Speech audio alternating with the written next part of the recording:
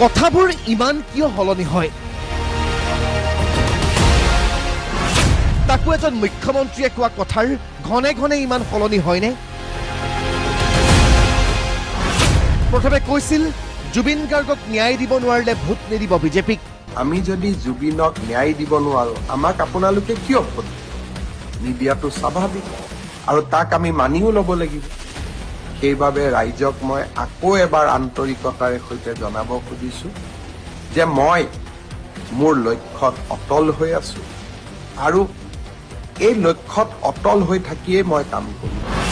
আৰু এতিয়া কোনোবাই ন্যায়ৰ প্ৰসংগ উত্থাপন কৰিলেই অথবা ন্যায় বিচাৰি মাতিলেই কিয় আক্ৰোশমূলক হৈ পৰে মুখ্যমন্ত্ৰী ডক্টৰ হিমন্ত বিশ্ব শৰ্মা? আপোনাৰ আচল উদ্দেশ্যটো কওক, আপোনাৰ কি আপোনাৰ প্ৰশ্নটোৰ আচল পেটত থকা কথাটো কওক, মুখত থকাটো বাদ দিয়ক। ন্যায় পাব লাগে, ন্যায় এনেকে ন্যায় পায় নেকি?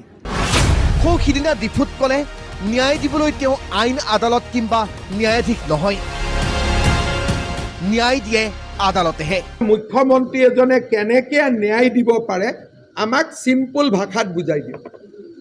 মুখ্যমন্ত্ৰীয়ে কাৰোবাক ফাঁচীৰ অৰ্ডাৰ দিব পাৰে, মুখ্যমন্ত্ৰীয়ে কাৰোবাক জেল দিব পাৰে। আজি আকৌ সেই কথাও সলনি হ'ল। মুখ্যমন্ত্ৰীয়ে বোলে জুবিন গাৰ্গক ন্যায় দিলেই। ন্যায়টো দিলোৱেই, আমাৰ কাৰণেইতো আজি কোৰ্টত কেছ গ'ল। আজি আমি যদি নাথাকিলোহেঁতেন, ছিংগাপুৰে ৰেহাই দিয়াৰ পিছতো কেছ চলি থাকে নেকি? ক'ব লাগে ছাৰ আপোনাক ধন্যবাদ, 6 মাহলৈকে আপুনি কাকো বেইল ল'ব দিয়া নাই, আকৌ উল্টা কৈ থাকে। ইফালে জুবিন গাৰ্গৰ প্ৰসংগ ওলালেই খঙত টিঙিৰি তোলা হৈ উঠে কিয় মুখ্যমন্ত্ৰীজন? কিয় কঠিন হৈ উঠে তেওঁৰ মুখমণ্ডল? জুবিন গাৰ্গক লৈ কিয় ইমান অস্বস্তি? আপোনালোকে মোক কওকচোন, 6 মাহত যদি কিবা এটা সমাধি বনে, সেইটো সমাধি হ'ব নেকি? সেইটো কংগ্ৰেছৰ দিনৰ অংগনবাদী কেন্দ্ৰ টাইপ হ'ব, পাৰৰ বাঁহ এটা। তেনেকে জুবিনক অপমান কৰিব কিয় বিচাৰে?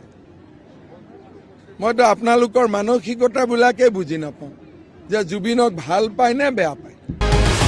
তাতোকৈ আশ্চৰ্যকৰ, নিৰ্বাচনী প্ৰচাৰত জুবিন গাৰ্গ সন্দৰ্ভত প্ৰশ্ন সুধিলেই সাংবাদিককে ওলোটাই আক্ৰমণ মুখ্যমন্ত্ৰীৰ।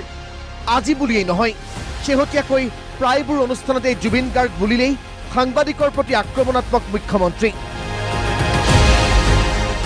কি কাকত কি চেনেল আদি নাম সুধি এক প্ৰকাৰ ভাবুকি দিয়াও আৰম্ভ কৰি দিয়ে মুখ্যমন্ত্ৰীজনে। আজিও তাকে কৰিলে। 6 মাহলৈকে আপুনি কাকো বেইল ল'ব দিয়া নাই, আকৌ উল্টা কৈ থাকে।